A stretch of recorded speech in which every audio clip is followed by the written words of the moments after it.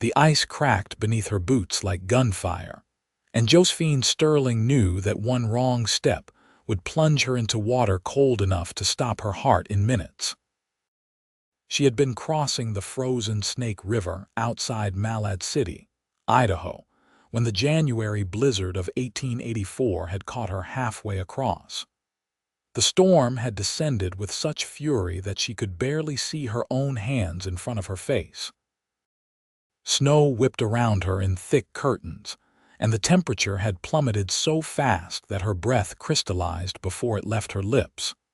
She had been trying to reach her aunt's homestead on the other side of the river, carrying medicine that could save the older woman's life.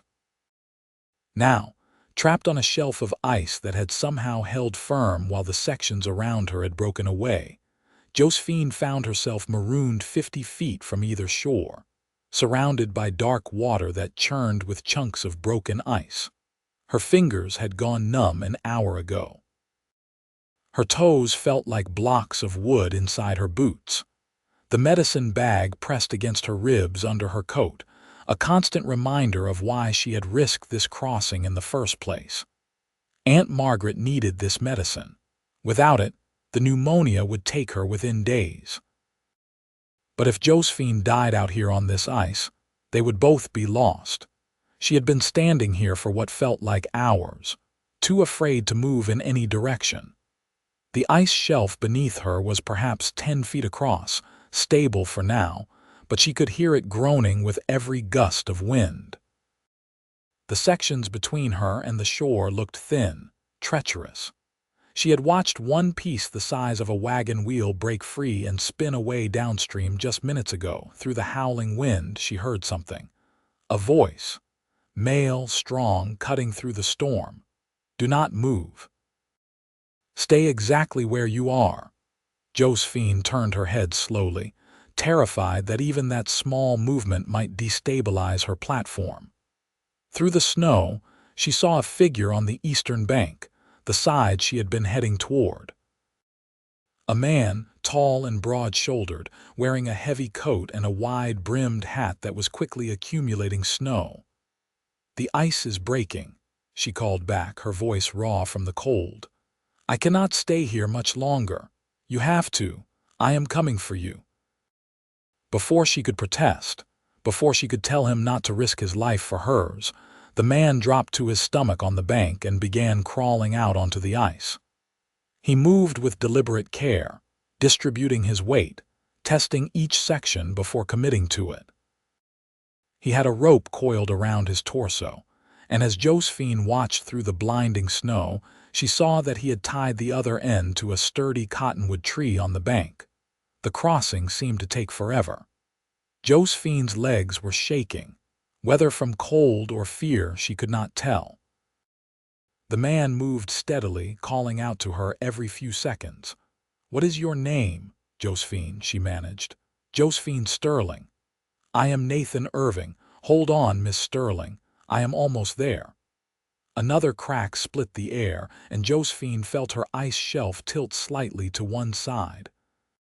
She gasped, windmilling her arms to maintain balance. The platform steadied, but she could feel it weakening beneath her. "Nathan," she said, and she was ashamed to hear the tremor in her voice. "Please hurry. I am here. I am right here," and he was.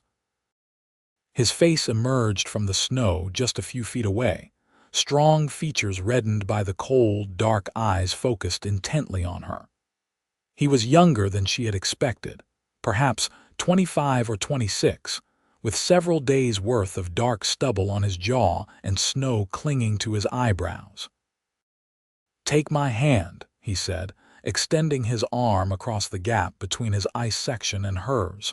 Josephine looked at the space between them. It was only 3 feet, but it might as well have been a canyon. "If I move, the ice will break. If you stay, it will break anyway. Trust me, Josephine. Take my hand." There was something in his voice, a certainty that cut through her fear. Josephine took a breath, said a prayer, and lunged forward. Her ice shelf gave way the instant her weight shifted. She heard it crack and felt it drop away beneath her. and then Nathan's hand closed around her wrist like an iron band. He hauled her forward with strength that seemed impossible, pulling her across the gap and onto his section of ice. His other arm came around her waist, holding her tight against him. "I have you," he said into her ear. "I have you." Behind them, Josephine's ice shelf broke apart completely, the pieces spinning away into the dark water. If Nathan had been even a few seconds slower, she would have gone with them. "We need to move," Nathan said. "Can you crawl?" Josephine nodded, not trusting her voice. Together, they began the agonizing journey back toward the eastern bank. Nathan kept one arm around her waist, keeping her close, distributing their combined weight as evenly as possible. The ice groaned and shifted beneath them, but it held. They were 10 feet from the bank when the section directly behind them gave way with a sound like a thunderclap. Nathan grabbed Josephine and lunged forward, half crawling, half dragging them both toward solid ground. They hit the snowy bank in a tangle of limbs, and Nathan immediately pulled her further up, away from the water's edge. For a long moment, they lay there in the snow, breathing hard. Josephine's entire body was shaking now, violent tremors that she could not control. Nathan sat up and began unwinding the rope from his torso. "We need to get you warm," he said.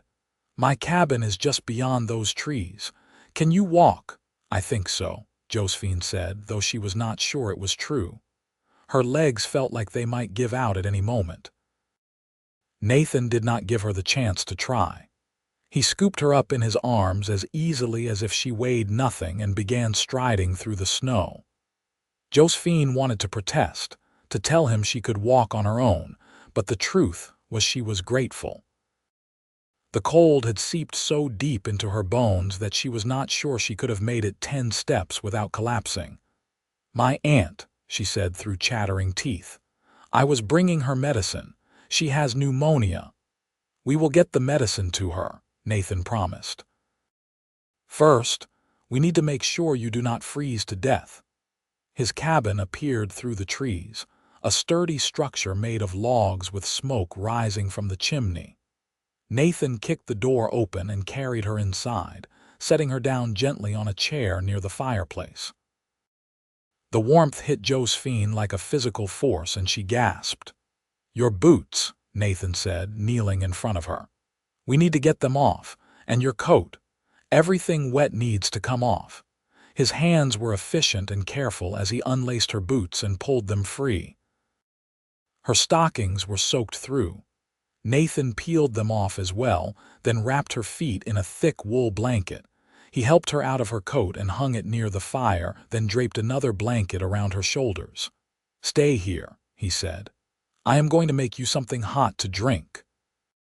Josephine watched him move around the cabin. It was a bachelor's dwelling, neat but sparse. A bed in one corner, a table with 2 chairs, shelves lined with supplies. A rifle hung above the door. Nathan worked at the stove, heating water, adding something from a tin. When he brought her the cup, it steamed with peppermint tea. "Drink slowly," he said. "Let it warm you from the inside." The tea was hot and sweet, and Josephine could have wept with gratitude. She wrapped her hands around the cup, letting the warmth seep into her frozen fingers. Nathan pulled the other chair close and sat facing her. Now that they were inside in the light, Josephine could see him clearly for the first time. He was handsome in a rugged way, with dark hair that curled slightly at the ends and those intense dark eyes that seemed to see right through her. There was a small scar on his left cheekbone, and his hands were calloused from hard work. "Thank you," Josephine said. "You saved my life." "I could not leave you out there," Nathan said simply. "I was checking my trap lines when I heard you call out. By the time I got to the river, you were already stranded. You risked your life for a stranger." Something shifted in Nathan's expression. "Maybe we are not meant to be strangers." The words hung in the air between them. Josephine felt her breath catch, and it had nothing to do with the cold this time. Tell me about your aunt, Nathan said, breaking the moment. You said she has pneumonia, Josephine nodded, setting down her now empty cup. Aunt Margaret. She is all the family I have left. My parents died last year within months of each other. Aunt Margaret took me in, gave me a home on her homestead. 2 weeks ago, she caught a chill that turned into pneumonia. The doctor in Malad City gave me this medicine. She touched the bag still pressed against her ribs under her dress. He said she needs to take it twice daily or she will not survive. I was supposed to return 3 days ago, but the storm came in and I was trapped in town. The storm has been getting worse, Nathan said. I have never seen a January this brutal, but the wind is starting to die down. By tomorrow morning, if the weather clears, I can get you across the river safely. There is a bridge about 2 miles upstream. The storm made it impossible to reach before, but if this lets up, we can use it. Tomorrow morning might be too late, Josephine said, fear creeping back into her voice.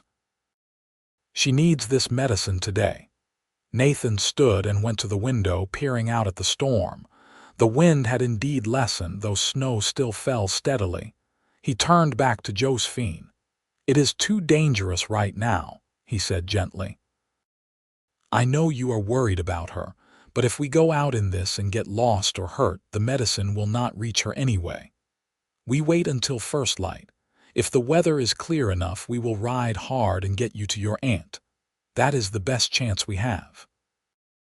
Josephine knew he was right, but it did not make the waiting any easier.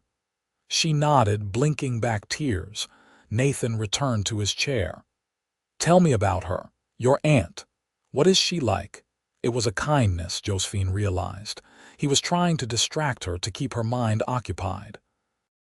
She found herself talking, describing Aunt Margaret's homestead, the way the older woman had taught her to shoot and ride, to manage livestock and mend fences.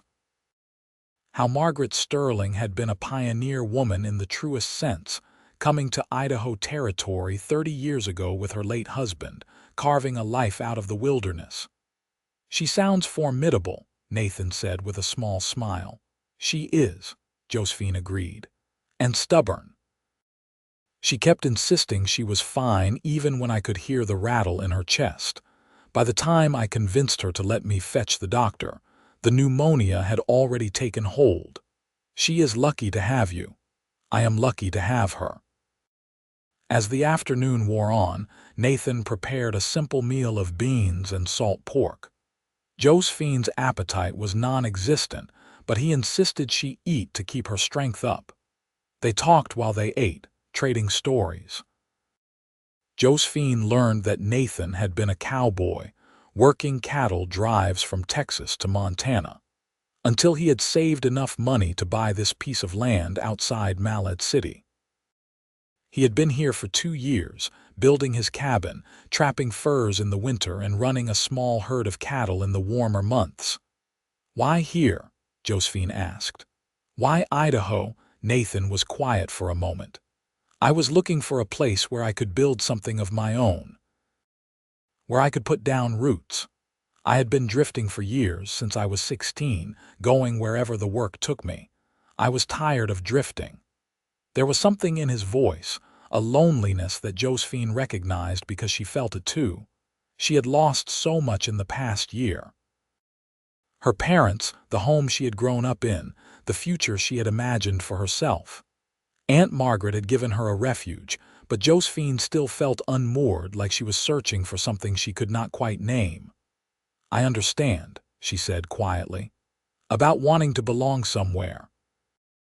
Nathan's eyes met hers, and in them, Josephine saw understanding, connection, something that made her pulse quicken. The evening deepened.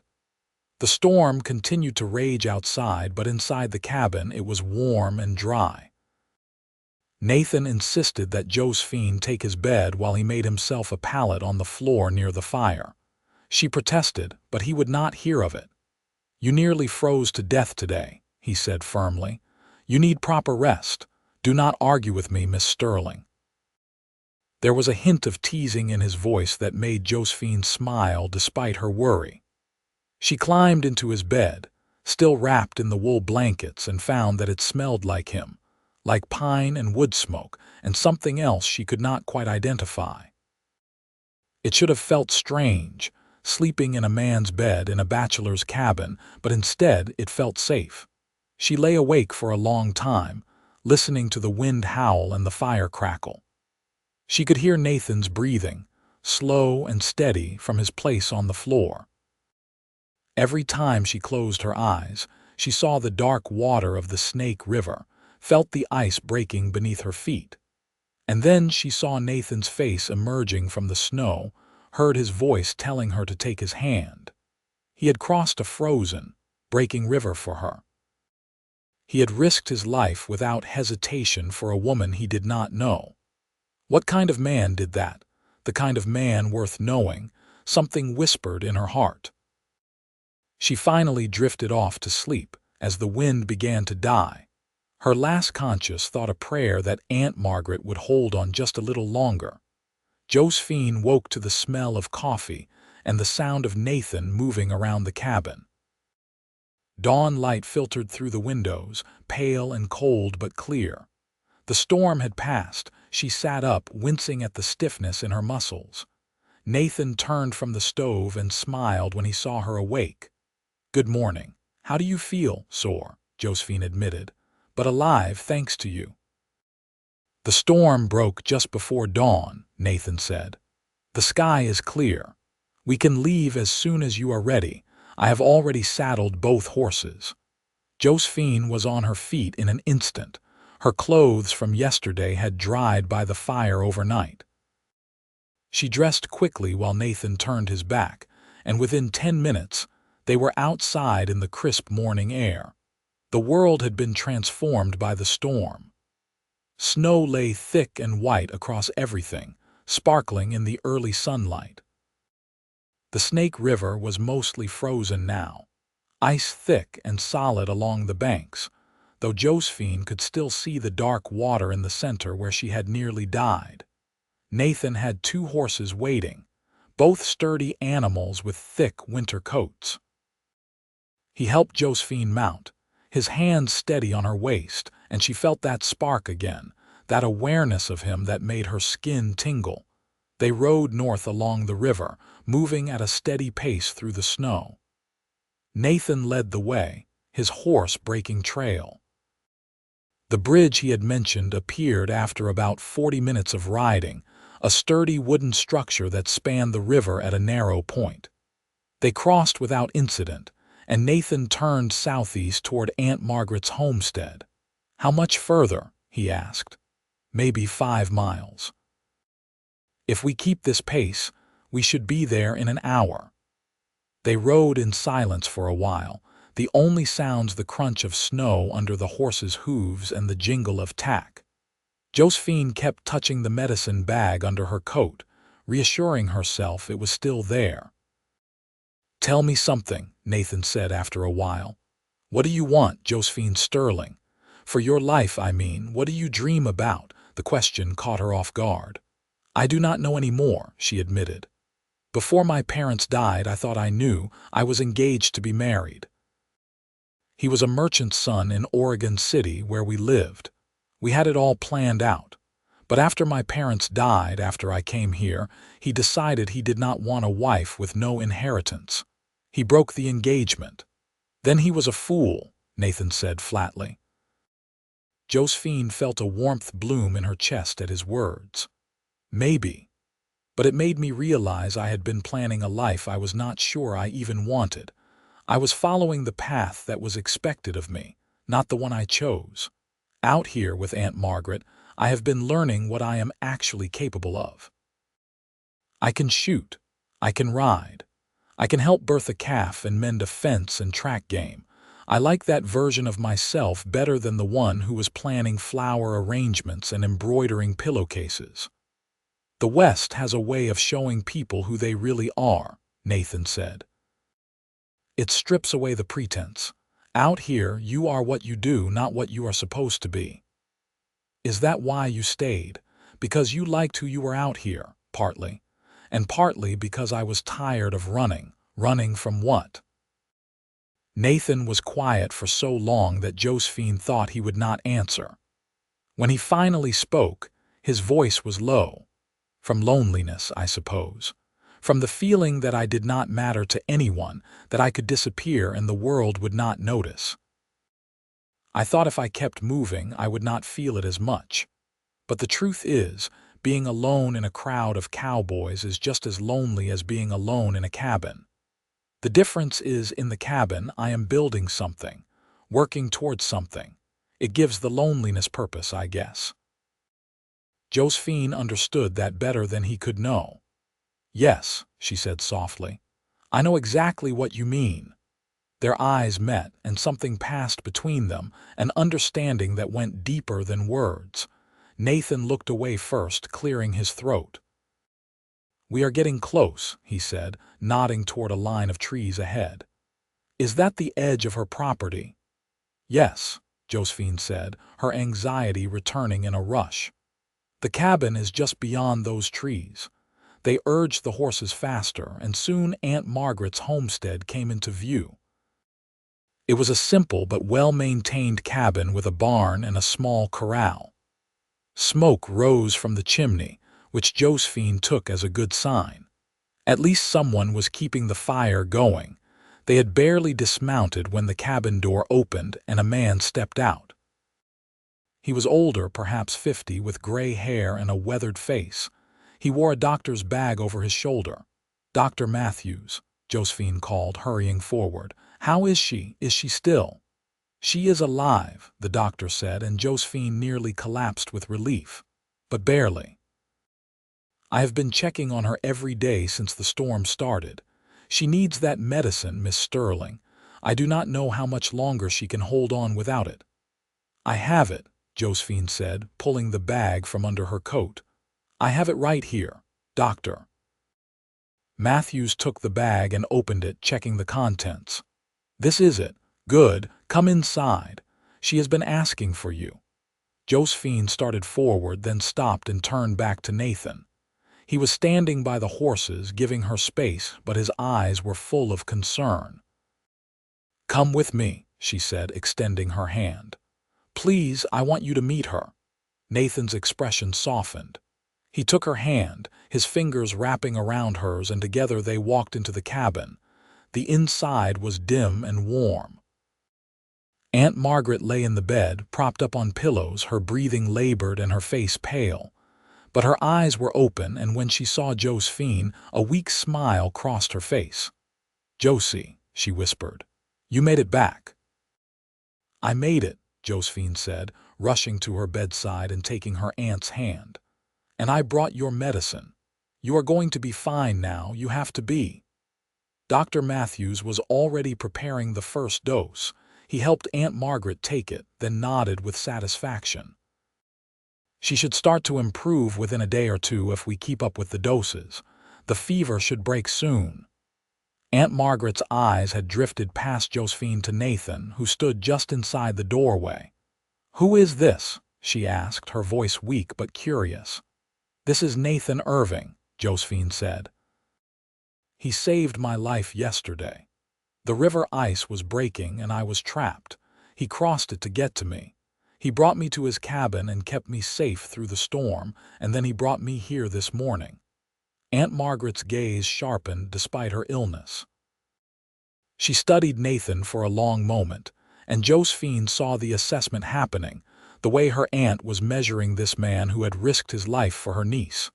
Thank you, Aunt Margaret said finally, for saving her, for bringing her home. Nathan removed his hat, holding it in his hands. It was my honor, madam.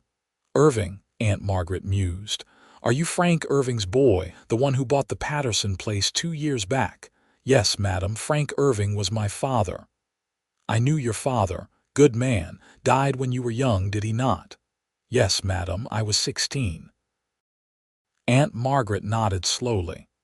That would explain the drifting Josie mentioned you did.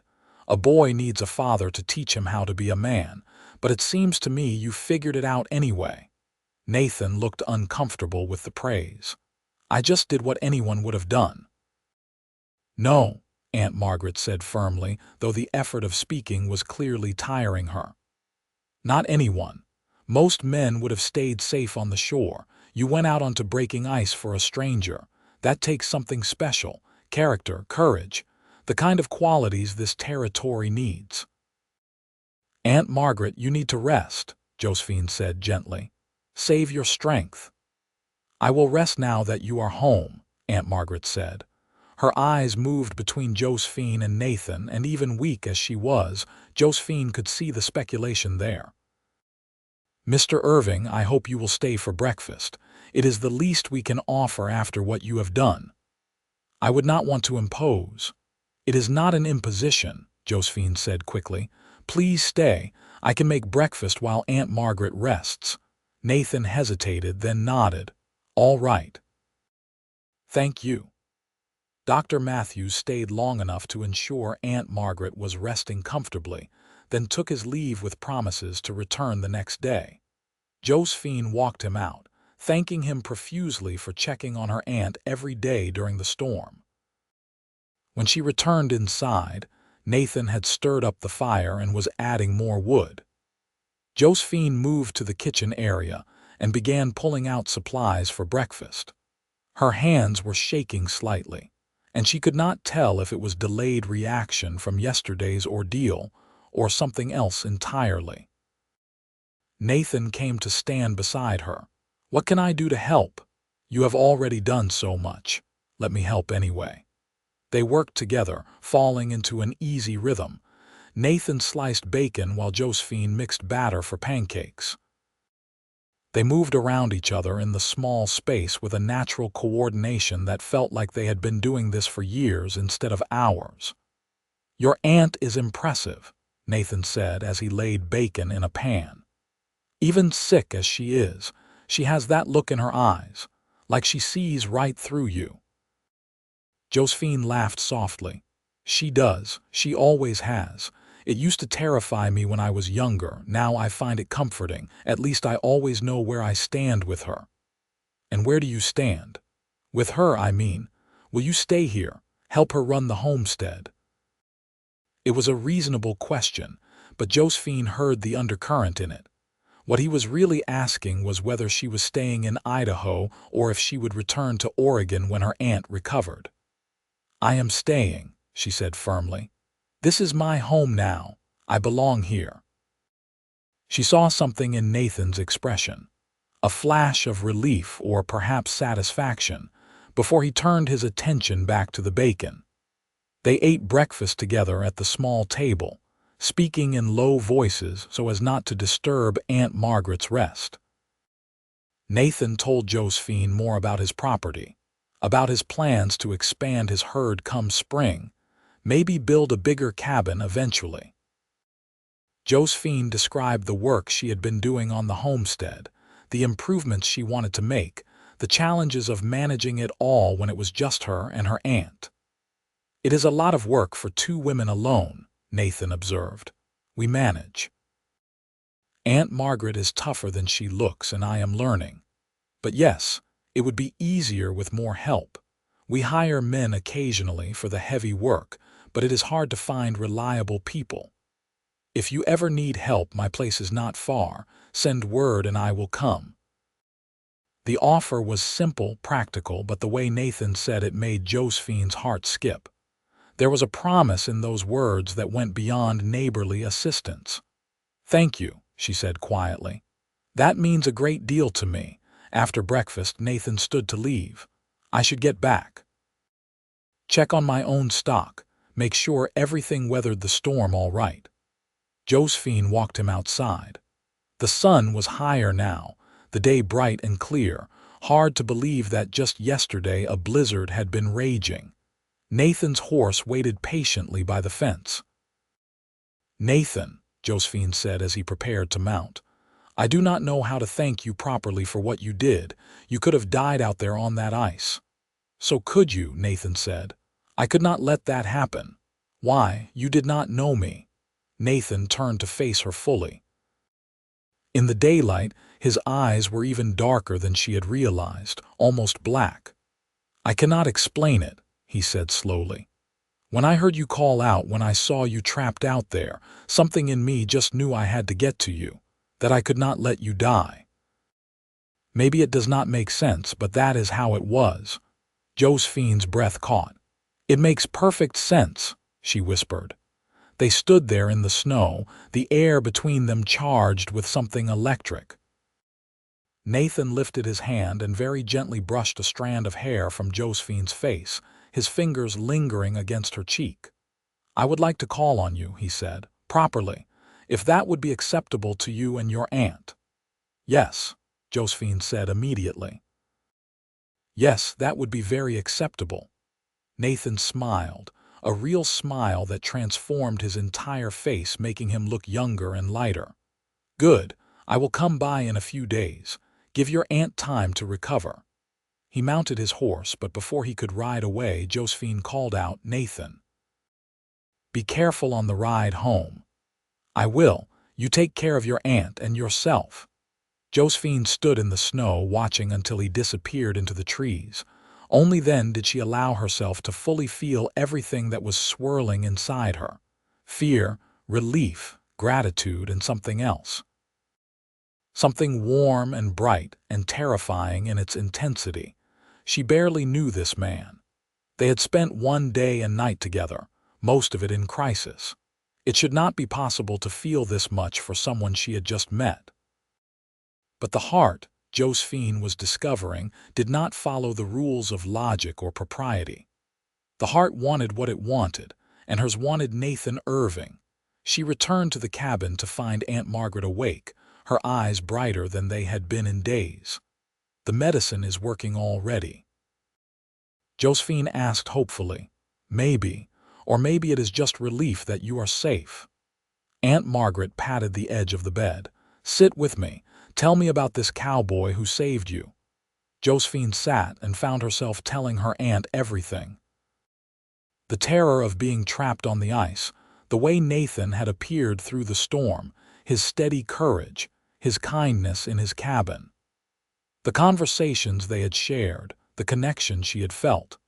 Aunt Margaret listened without interrupting, her expression thoughtful. When Josephine finished, the older woman was quiet for a moment. "You know what I see when I look at you right now," Aunt Margaret finally said. "I see a young woman who is falling in love. Aunt Margaret, I just met him yesterday. And your uncle and I met on a Tuesday, were engaged by Friday, and married the following Sunday. When you know, you know. Time does not matter when it is right. But how can I know? How can anyone know so quickly? You cannot know for certain, not completely. Love always requires a leap of faith. But you can trust your instincts. You are a smart woman, Josie. What do your instincts tell you about Nathan Irving?" Josephine thought about it, really thought about it. About the way Nathan had risked his life without hesitation. The way he had taken care of her, keeping her warm, feeding her, protecting her. The loneliness she had heard in his voice when he talked about drifting, the hope when he talked about building something permanent, the gentleness in his hands when he had brushed her hair from her face. "My instincts tell me he is a good man," Josephine said slowly. "That he is honest and brave and kind, that he understands something about me that I am only just beginning to understand myself." "Then listen to your instincts. Let him court you. Get to know him. See where it leads." Aunt Margaret squeezed her hand. "You deserve happiness, Josie. You deserve a man who would cross a frozen river for you. Maybe Nathan Irving is that man." Over the next 3 days, Aunt Margaret's condition improved dramatically. The medicine did its work, the fever broke, and color returned to her cheeks. By the 3rd day, she was sitting up in bed, demanding real food and complaining about being cooped up inside. "That is how I know you are getting better," Josephine teased. "You are becoming difficult again." "I have always been difficult. You are just noticing it more because you are distracted." Josephine could not deny it. She was distracted. Every sound outside made her look up, wondering if it was Nathan returning. She found herself rehearsing conversations in her head, imagining what they would talk about, what she would say. It was silly and girlish and completely unlike her, but she could not seem to stop. On the fourth day after the blizzard, Nathan came. Josephine was in the barn, mucking out stalls when she heard the sound of hoofbeats. She dropped her pitchfork and hurried outside, trying not to look too eager, knowing she was failing miserably. Nathan sat astride his horse, looking solid and real and even more handsome than she remembered. He was clean-shaven now, and she could see the strong line of his jaw, the curve of his mouth. He dismounted and removed his hat when he saw her. "Miss Sterling," he said formally, though his eyes were warm. "I hope I am not calling at a bad time." "Not at all," Josephine said, suddenly acutely aware that she was wearing work clothes and probably smelled like the barn. "I was just finishing up some chores." "How is your aunt?" "Much better. The medicine worked. She is nearly back to her old self." "I am glad to hear it." Nathan hesitated, then said, "I brought something. A gift for your aunt to wish her well." He reached into his saddlebag and pulled out a jar of honey. "From my own bees. I know honey is good for the lungs, helps with healing. I thought she might enjoy it." Josephine took the jar, touched by the thoughtfulness of the gesture. "That is very kind. She will love it. Will you come inside? I know she would like to see you." Nathan followed her into the cabin. Aunt Margaret was sitting in the rocking chair by the fire, a quilt over her lap, looking almost like her old self except for the lingering pallor and the way she tired easily. "Mr. Irving," she said when they entered. "Good to see you again. I wanted to thank you properly, now that I am not half dead." "No thanks necessary, madam. I am just glad you are recovering." Nathan handed her the honey. "This is for you." Aunt Margaret examined the jar, then looked up at Nathan with approval. "A man who keeps bees is a man who understands patience and hard work. Thank you, this is thoughtful. Would you like some coffee?" Josephine asked Nathan. "Or tea? Coffee would be good, thank you." Josephine busied herself with the coffee pot, hyper-aware of Nathan's presence in the cabin. Aunt Margaret, meanwhile, was engaging him in conversation, asking about his property, his cattle, his plans. It might have seemed like casual conversation, but Josephine recognized it for what it was. Her aunt was assessing Nathan, making sure he was worthy of further consideration. "Josie tells me you are planning to expand your herd in the spring," Aunt Margaret said. "Yes, madam. I have good grazing land, plenty of water access. I think I can support 50 head easily, maybe more eventually." "That is ambitious. You will need help with that many cattle." "I will hire men when the time comes. Good ranch hands are not hard to find in these parts." "And what about a wife? Have you thought about that? A ranch runs better with a woman's touch, a partner to share the work and the life." "Aunt Margaret," Josephine protested, mortified. But Nathan just smiled. "You are not wrong, madam. I have thought about it. In fact, that is partly why I came today. I was hoping I might take Josephine for a ride, if that would be acceptable to you both." Aunt Margaret's eyes gleamed. "I think that would be very acceptable." "Josie, why do not you get cleaned up? Mr. Irving and I will have our coffee while we wait." Josephine fled to the back of the cabin, her cheeks burning. She washed up as quickly as she could, changed into a clean dress, and did what she could with her hair. When she returned, Nathan and Aunt Margaret were deep in conversation about something, laughing together. The sight warmed Josephine's heart. "Ready?" Nathan asked, standing when he saw her. "Ready," Josephine confirmed. "You two be back before dark," Aunt Margaret said. "And Josie, take your coat. It is cold out there." They rode side by side, heading toward Nathan's property. The snow had settled in the days since the storm, compacting into a firm layer that made riding easier. The sky was a brilliant blue, cloudless and bright. "Your aunt is remarkable," Nathan said as they rode. "Sharp as a tack." "She was interrogating you," Josephine said. "I hope she was not too hard on you." "She was just being protective. I respect that. She loves you and wants to make sure you are safe. I would do the same in her position." "What did you two talk about while I was getting ready?" Nathan glanced at her with a hint of amusement. "She asked me about my intentions toward you." Josephine's eyes widened. "She did not." "She did. Very directly, too. I appreciated it. No sense in dancing around the subject." "And what did you tell her?" "I told her the truth. That I intend to court you properly with all the respect and honor you deserve. That I am looking for a wife, a partner to build a life with. And that if you will have me, I hope that wife will be you." Josephine's horse slowed to a stop. She stared at Nathan, her heart pounding. "Nathan, we barely know each other." "I know. That is why I said court you, not marry you tomorrow. I want to take the time to do this right. But Josephine, I also believe in being honest about my intentions. I am not interested in games or wasting time. I am 26 years old and I am ready to build a real life with someone.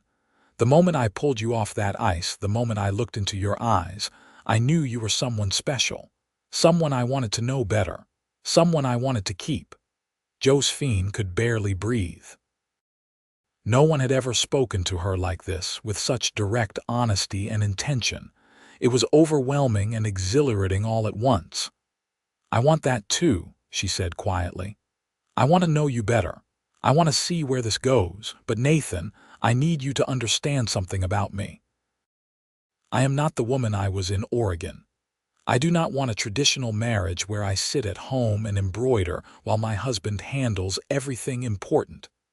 Out here, I have learned that I am capable of more. I want to be a real partner, someone who contributes, who works alongside you." "Good," Nathan said simply. "Because that is exactly the kind of wife I need. Someone strong enough to handle this life. Someone who will not break under the hard work and the long winters and the isolation. Someone who will stand beside me, not behind me. Then we understand each other." "I think we do."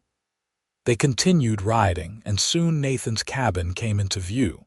He showed her around his property, pointing out where he planned to build a larger barn, where he wanted to expand the corrals, where the best grazing was. Josephine listened and asked questions, making suggestions, and Nathan listened to her ideas with genuine interest. "You have a good eye," he said. "That idea about the irrigation ditch, that could really work. I had not thought about routing water that way. Aunt Margaret taught me. She has been managing her land for 30 years. She knows every trick there is." They ended up back at his cabin, and Nathan invited her inside for coffee. Josephine hesitated only a moment before accepting. Her aunt trusted Nathan, and more importantly, Josephine trusted him. Inside, Nathan built up the fire while Josephine looked around the cabin with new eyes. It was clean and well-maintained, but sparse. No curtains on the windows, no rugs on the floor, no decorative touches. It was purely functional, the home of a man who was focused on survival rather than comfort. "I know it is not much," Nathan said, following her gaze. "I have been putting all my resources into the land and the stock. The cabin is just a place to sleep." "It is a good cabin," Josephine said, "but it could use a woman's touch, some curtains maybe, a rug or two. Something to make it feel more like a home." "I would like that," Nathan said quietly. "I would like someone to care about whether there are curtains. I would like someone to make this feel like a home instead of just a place to sleep." Josephine turned to face him. They were standing very close, close enough that she could feel the heat from his body. His eyes were dark and intense, fixed on her face. "Josephine," he said, his voice low. "May I kiss you?" She should say no. It was too soon, too fast. They had known each other less than a week. But her heart was saying yes, yes, yes, and for once, Josephine decided to listen to her heart instead of her head. "Yes," she whispered. Nathan closed the distance between them slowly, giving her time to change her mind. When his lips finally touched hers, it was gentle, almost tentative. Josephine rose up on her toes, wrapping her arms around his neck, and the kiss deepened. Nathan's arms came around her waist, pulling her close, and Josephine felt like she was falling and flying all at once.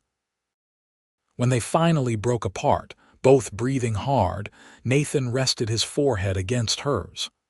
"I have been wanting to do that since the moment I pulled you onto that ice," he admitted. "I have been wanting you to," Josephine confessed. They sat together on the bench by the fire, holding hands, talking for hours. They talked about everything and nothing, sharing their pasts, their dreams, their fears. Nathan told her about growing up without his father, about the years of drifting, about the loneliness that had driven him to finally settle down. Josephine told him about losing her parents, about the broken engagement, about discovering that she was stronger than she had ever imagined. "I was so angry when Philip broke our engagement," Josephine admitted. "I felt humiliated, worthless. But now I am grateful. If he had not ended it, I would have married him and spent my life being someone I was not. I would never have come here, never have met Aunt Margaret, never have learned who I really am, never have been trapped on a frozen river," Nathan added with a slight smile. "Never have met you," Josephine finished. Nathan's expression turned serious. "Do you believe in fate, Josephine, that some things are meant to happen?" "I do not know, maybe." "Why?" "Because it feels like fate. You being on that river at the exact moment I was checking my traps. A few hours earlier or later, and I would have missed you. You would have fallen through the ice and drowned, and I never would have known you existed. That seems like more than just coincidence. Or maybe it was just luck. Good luck for me, anyway." "Maybe luck and fate are the same thing," Nathan mused. "Maybe fate is just another word for the luck that changes your life." The afternoon had slipped into evening by the time Josephine realized how late it was getting. "I need to get back. Aunt Margaret will worry." "I will ride with you," Nathan said immediately. They rode back to the homestead through the gathering dusk. The temperature was dropping fast, and Josephine was grateful for her heavy coat. When they arrived, Aunt Margaret was standing in the doorway, silhouetted by the light from inside. "I was starting to wonder if you two had frozen to death out there," she called. "Sorry, Aunt Margaret. We lost track of time," Josephine said, dismounting. "I see." Aunt Margaret's tone was knowing but not disapproving. "Mr. Irving, will you stay for supper? It is too dark for you to ride home safely now. You can bed down in the barn and head back in the morning." Nathan looked at Josephine, clearly asking permission. She nodded, and he accepted. "Thank you, madam. I appreciate it." Dinner was a lively affair.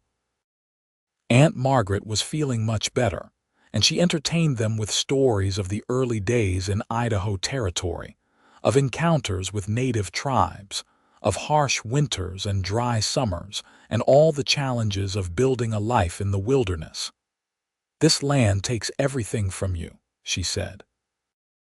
"But if you are stubborn enough to hold on, it gives back tenfold. It is not an easy life, but it is a good one, a real one." "That is why I stayed," Nathan said. "I was tired of the easy lies of civilization. Out here, things are what they are, honest." After dinner, Nathan excused himself to the barn. Josephine helped Aunt Margaret prepare for bed, and once the older woman was settled, Aunt Margaret caught her hand. "He is a good man, Josie. Solid, honest, the kind of man who will stand by you through anything. If you are smart, you will hold on to him." "It is still early," Josephine protested weakly. "Maybe, but I know what I see, and what I see is two people who are meant for each other. Do not let fear or propriety get in the way of happiness. Life is too short, and this land is too hard. When you find someone who makes it easier, you grab hold and do not let go." Josephine kissed her aunt's forehead. "Get some rest. You are still recovering." But as she lay in her own bed that night, staring at the ceiling, Josephine thought about her aunt's words. Hold on. Do not let go. Was it really that simple? Maybe it was. The next morning dawned clear and cold. Josephine woke early and made breakfast for the three of them. Nathan came in from the barn with his hair damp from washing up at the pump, his cheeks red from the cold. Over breakfast, they made plans. Nathan would return to his property to take care of his stock, but he would come back the following week to help Josephine and Aunt Margaret with some heavy repairs on their barn. In the meantime, they would send messages back and forth, staying connected. When Nathan finally rode away, Josephine stood watching until he was out of sight, just as she had before. This time, though, she was not confused about what she was feeling. She was falling in love, fast and hard, and she was not going to fight it. The weeks that followed fell into a pattern. Nathan came to the homestead 2 or 3 times a week, always bringing something with him. Firewood, fresh game, supplies from town. He and Josephine worked side by side, repairing fences, mending the barn roof, preparing for spring. They talked endlessly, learning each other's thoughts and dreams and habits. Aunt Margaret recovered fully, and she watched the courtship with approval and amusement. "You two move around each other like you have been married for years," she observed one day. "I have never seen 2 people fit together so naturally." By late February, when the first hints of spring were beginning to show in the melting snow and the occasional warm afternoon, Nathan asked Josephine to come to his cabin. He had something to show her, he said. When she arrived, she found that the cabin had been transformed. There were curtains on the windows, simple but cheerful, a rug on the floor, a small vase with dried flowers on the table. It was still masculine and spare, but it felt warmer, more like a home. "Did you do all this?" Josephine asked, touched. "I wanted you to see what it could be," Nathan said. "I wanted you to imagine yourself here, because, Josephine, I need to ask you something, and I need you to really think about your answer." He took her hands in his expression serious. "I know we have only been courting for a couple of months. I know by conventional standards that is not long enough. But out here, things move differently. Life is harder, shorter. We do not have the luxury of waiting years to make decisions. So I am asking you now, straight out, will you marry me? Will you be my wife, my partner, the person I build this life with?" Josephine's heart was pounding so hard she thought it might burst. "Nathan, Before you answer, I need you to understand what you would be getting into. This is not an easy life. Winters are long and cold. Summers are hot and dry. The work is hard and never-ending. There will be times when we struggle, when money is tight, when things go wrong. I cannot promise you luxury or ease. All I can promise is that I will love you with everything I have, that I will work beside you, not above you, that I will listen to you and respect you and never take you for granted, that I would cross 1,000 frozen rivers for you, 1,000 times over." Tears were streaming down Josephine's face. "Yes," she said, her voice breaking. "Yes, I will marry you." Nathan let out a breath and pulled her into his arms, holding her so tight she could barely breathe. "Thank you," he whispered into her hair. "Thank you for trusting me, for choosing me. I will spend the rest of my life making sure you never regret it."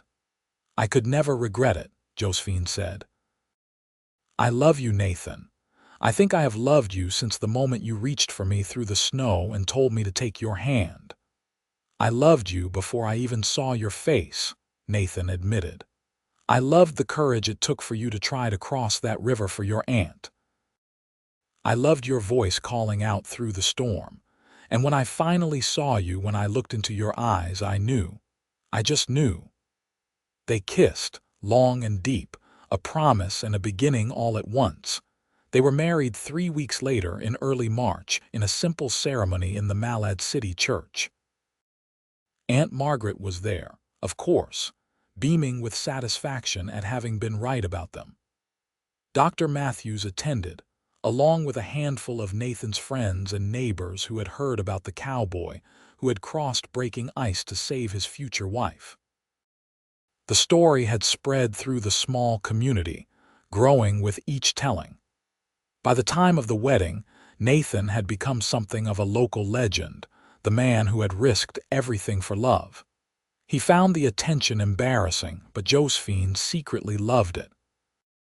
Let the world know what kind of man she was marrying. After the wedding, there was a small celebration at Aunt Margaret's homestead. The older woman had insisted on hosting, despite Nathan and Josephine's protests. "You saved my niece's life and made her happier than I have ever seen her," Aunt Margaret had said firmly.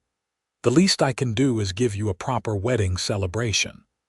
As the evening wore on and the guests began to leave, Nathan and Josephine slipped outside for a moment of quiet. They stood in the yard under a sky full of stars wrapped in each other's arms. "Are you happy?" Nathan asked. "Happier than I have ever been," Josephine said honestly. "Are you?" "Happier than I thought was possible." "Josephine Irving, I like the sound of that." "So do I, Mrs. Josephine Irving." "My new life, our new life." "Together," Nathan said. "Always together," Josephine agreed. They spent their wedding night at Nathan's cabin, which was now Josephine's cabin too. Their cabin. In the morning, they would begin the work of merging their lives, of combining their properties and resources. They would face the challenges of running a ranch together, of building something that would last. But tonight was just for them. As Josephine lay in Nathan's arms, listening to his heartbeat slow as he drifted toward sleep, she thought about the journey that had brought her here. The loss of her parents, the broken engagement, the desperate journey across a frozen river. Every hardship, every heartbreak had led her to this moment, to this man, to this life. She thought about the girl she had been in Oregon, planning a marriage to a man who did not truly love her, preparing for a life that would have slowly suffocated her. That girl seemed like a stranger now. Idaho had forged her into someone new, someone stronger, braver, more authentically herself. And Nathan had seen that woman, had valued her, had chosen her not despite her strength but because of it. "Thank you," she whispered into the darkness, not sure if she was talking to Nathan or to fate or to the harsh, beautiful land that had brought them together. Nathan stirred, pulling her closer. "For what?" "For crossing that river, for risking your life, for choosing me." "I will always choose you," Nathan murmured, already half asleep. "Every day for the rest of my life I will choose you." Josephine smiled and closed her eyes, letting herself drift off into the most peaceful sleep she had known in years. Spring came early that year, melting the snow and bringing green grass and wildflowers. Nathan and Josephine worked from dawn to dusk, preparing for the cattle drive that would bring Nathan's expanded herd. Josephine proved to be as capable a ranch hand as Nathan had hoped, riding hard, working tirelessly, never complaining about the difficult conditions. They fell into a rhythm, a partnership that felt as natural as breathing. Nathan handled the heavy labor and the cattle management. Josephine managed the finances, the supplies, the planning. They consulted each other on every decision, valuing each other's input equally. Aunt Margaret remained on her homestead, but the distance between the properties was short enough that they saw each other often. The older woman thrived knowing her niece was happy and settled. She had been alone for so many years after her husband's death. Having family nearby again brought her joy. In late April, Nathan and Josephine made the journey to the rail station to meet the cattle Nathan had purchased. 20 head of prime beef cattle, bought with his savings and a loan from the bank. It was a huge risk, a huge investment, but Nathan was confident. "This is the beginning," he told Josephine as they watched the cattle being unloaded. "5 years from now, we will have 100 head." 10 years from now, we will be one of the biggest operations in the valley." "We will," Josephine agreed, not because she was blindly following his dream, but because she shared it. This was their dream now, their shared future. The work of driving the cattle back to the ranch was hard but exhilarating. Nathan had hired 2 experienced cowboys to help, and Josephine rode alongside them, managing the herd, preventing strays, doing the work of a seasoned ranch hand. The cowboys were initially skeptical of her, but by the end of the drive, they were full of respect. "Your wife is something else," one of them said to Nathan as they penned the cattle. "Never seen a woman who could ride and rope like that." "She is remarkable," Nathan agreed, his voice full of pride. That night, exhausted and dirty, Nathan and Josephine collapsed into bed. "I am too tired to even wash up," Josephine groaned. "Me too. We can wash up in the morning." Nathan pulled her against him. "Did you have fun today, really?" Josephine thought about it. Her body ached, her hands were blistered, her face was sunburned. She smelled like cattle and dust and sweat. "I had the best day," she said honestly. "I love this life, Nathan. I love the work, the challenge, the satisfaction of doing something real. I love doing it with you." "I love you," Nathan said simply. "I love everything about you. Your strength, your courage, your stubbornness. I love that you are not afraid to get dirty. I love that you work beside me instead of waiting for me to do everything. I love who I am when I am with you." "I love you too," Josephine said. "More than I thought I could love anyone." They fell asleep like that, wrapped around each other, too exhausted for anything else but happy beyond words. Summer brought heat and hard work. They moved the cattle to higher pastures, built new fences, repaired the barn. Josephine learned to brand cattle, to treat common ailments, to recognize the signs of predators. Nathan taught her everything he knew, treating her like an equal partner in every aspect of the ranch. In the evenings, when the work was done, they would sit on the porch Nathan had built, watching the sun set over the mountains, talking about their days, making plans for the future. "I want children," Josephine said one evening. "Not right away, but someday. I want to fill this ranch with the sound of children's laughter." "How many?" Nathan asked, amused. "4 maybe, or 5. A whole brood. I was an only child and I always wished for siblings. I want our children to have brothers and sisters." 4 or 5, Nathan repeated. "We are going to need a bigger cabin." "Eventually, yes, but not yet. Right now, I just want it to be us, learning each other, building this foundation. The children can come when we are ready." "I am ready whenever you are," Nathan said, leaning over to kiss her. "I trust your timing on this." That trust, that respect for her choices about her own body and their shared future, meant everything to Josephine. Philip had never asked what she wanted. He had simply told her they would have exactly 2 children, and that would be that. Nathan treated her as a full partner in every decision, including this most intimate one. By the time autumn arrived, painting the mountains in gold and red, Nathan and Josephine had established themselves as one of the hardest working couples in the valley. Their ranch was thriving. The cattle were healthy and multiplying. They had repaid 1/3 of the bank loan ahead of schedule. Other ranchers sought Nathan's advice. Other women came to Josephine, wanting to know how she managed to work the ranch and keep a house. Josephine tried to explain that it was not about doing everything perfectly. It was about doing what mattered and letting the rest go. Her house was not always spotless. Her meals were simple. But the ranch ran smoothly and her marriage was strong, and that was what truly mattered. One October evening, as the first snow of the season began to fall, Nathan came in from checking the cattle to find Josephine sitting by the fire, a strange expression on her face. "What is wrong?" he asked immediately, crossing to her side. "Nothing is wrong," Josephine said slowly. Something is right, actually. Very right. Nathan, I think I am pregnant. Nathan froze. You think I am late. Very late. And I have been feeling strange in the mornings. Aunt Margaret says those are the signs. I am almost certain. A slow smile spread across Nathan's face. We are having a baby, I think so. Yes, we are having a baby. Nathan let out a whoop and swept Josephine up in his arms, spinning her around.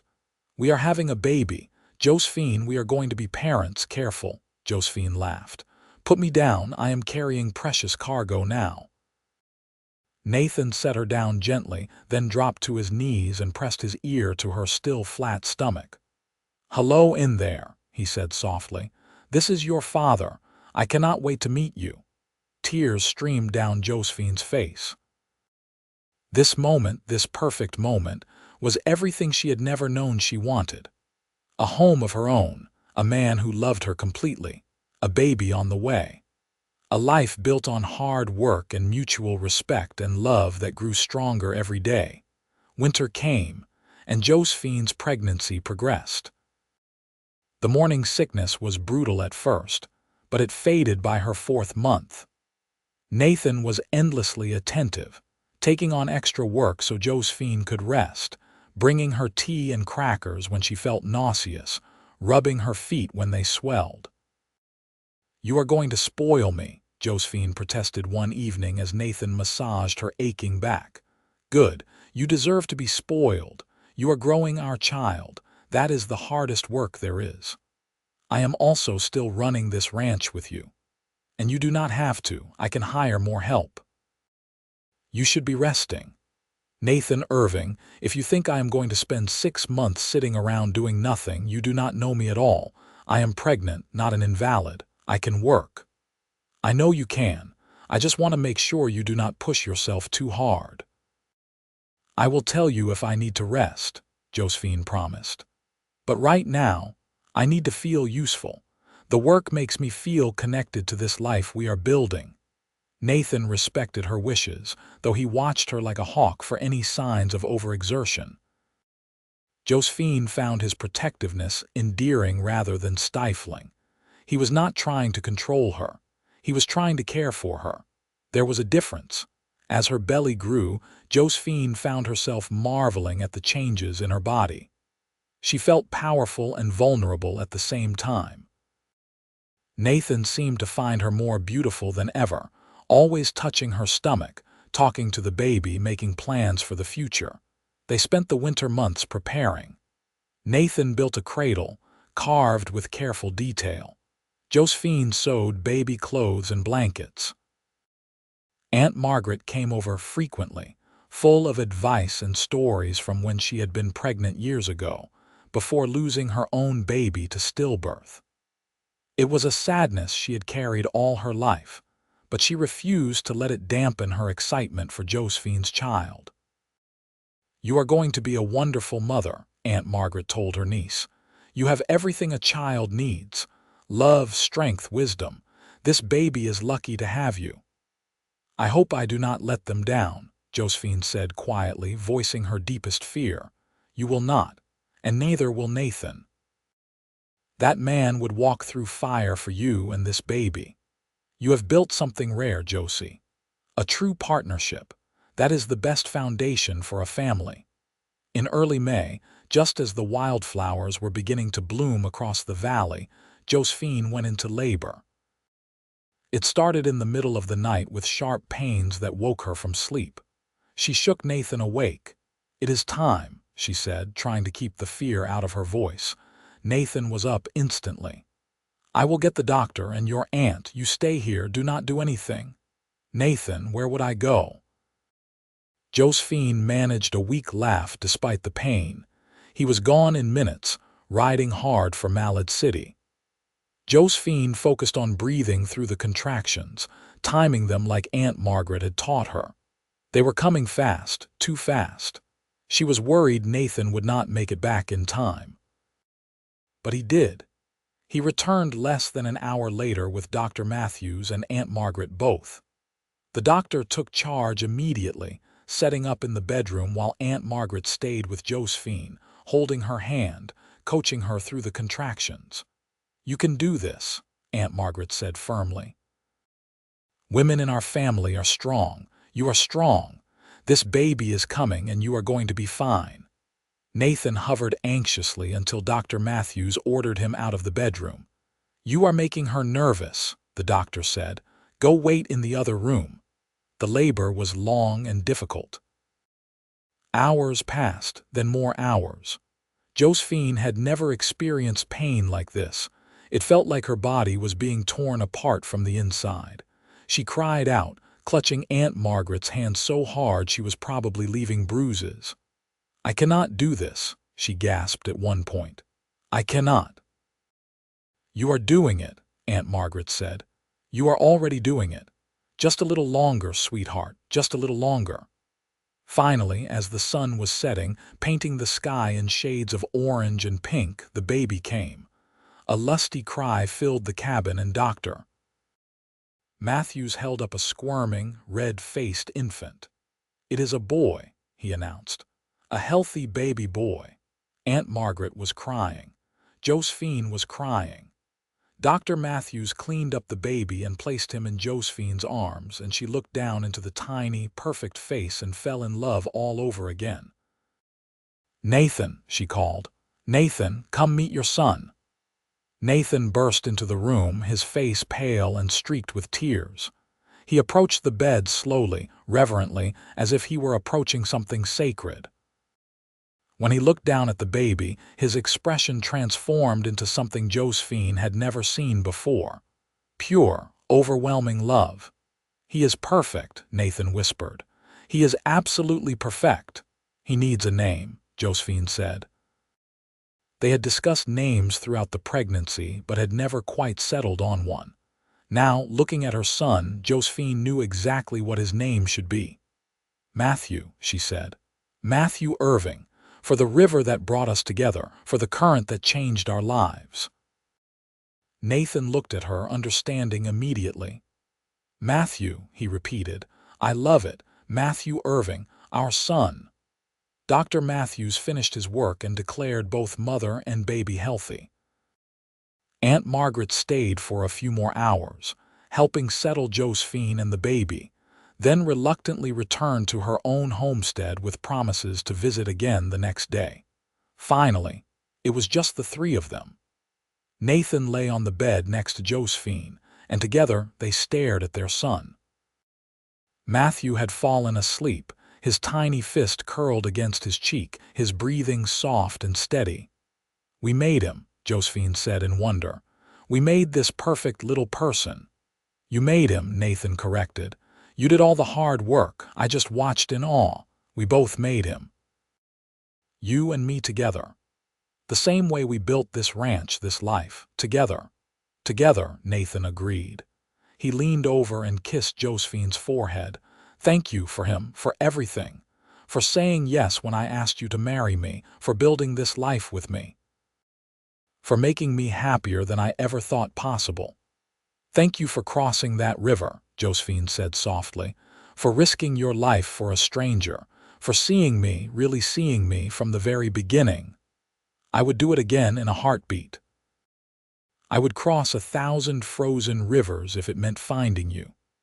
They stayed like that for hours, the three of them together, a family. Outside, the stars came out one by one, and the spring night settled soft and cool over the valley. Inside the cabin, in the warm glow of lamplight, Nathan and Josephine held their son and dreamed of the future. The years that followed were full of hard work and deeper joy. Matthew grew into a sturdy, curious toddler, always underfoot, always wanting to help with the ranch work. Nathan proved to be a patient, devoted father, teaching his son about the land and the cattle with the same care he had shown Josephine. When Matthew was 2, Josephine became pregnant again. This time she knew what to expect, and the pregnancy was easier. She gave birth to a daughter in the spring, a tiny, dark-haired girl they named Clara after Nathan's mother. 2 years later came another son, Henry. Then, 3 years after that, twin girls, Emma and Rose. The cabin grew crowded and chaotic, and Nathan finally built the larger house he had promised, a proper ranch house with room for their growing family. The ranch grew too. Nathan's original 20 head of cattle multiplied to 50, then 100, then more. They hired permanent hands to help with the work. The loan was paid off, and they began putting money away for the children's futures. Aunt Margaret remained a constant presence in their lives, a beloved grandmother to the children. She lived to be 82, sharp and tough right up until the end. She died peacefully in her sleep one winter night, and the entire valley turned out for her funeral. She was buried next to her husband, and Josephine placed wildflowers on the grave. "She was so proud of you," Nathan said, holding Josephine as she cried. "She loved you so much." "She saved me," Josephine said.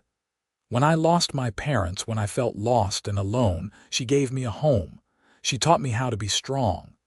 And you honored her by building a life she would be proud of, by raising our children with the same strength and independence she showed you."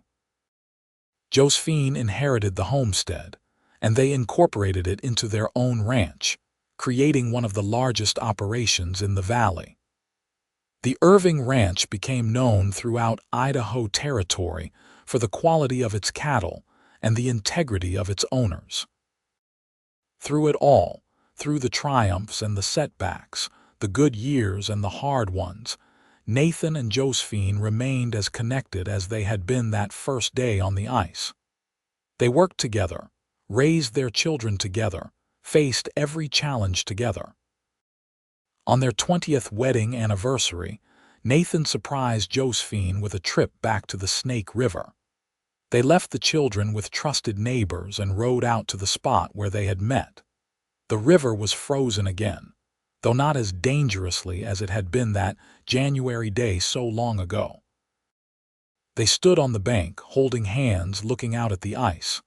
"You ever think about it?" Nathan asked. "About how different things could have been?"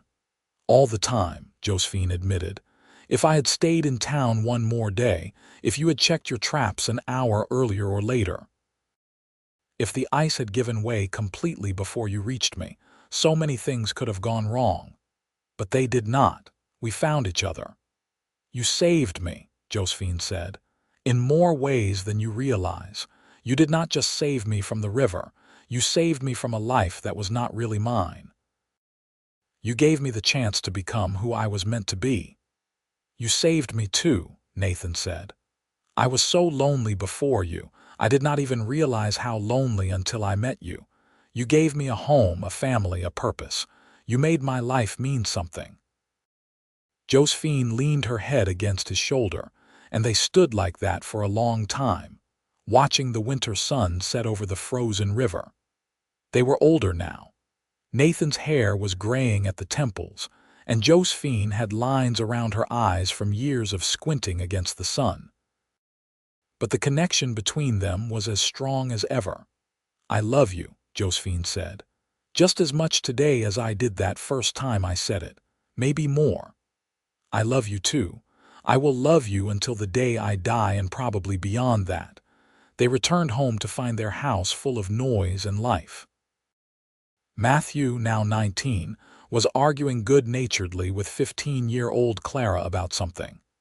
Henry, at 17, was reading by the fire. The twins, now 14, were giggling over some secret. This was their legacy, Josephine thought as she watched her children. Not just the ranch, though that was substantial. Not just the land or the cattle or the money in the bank.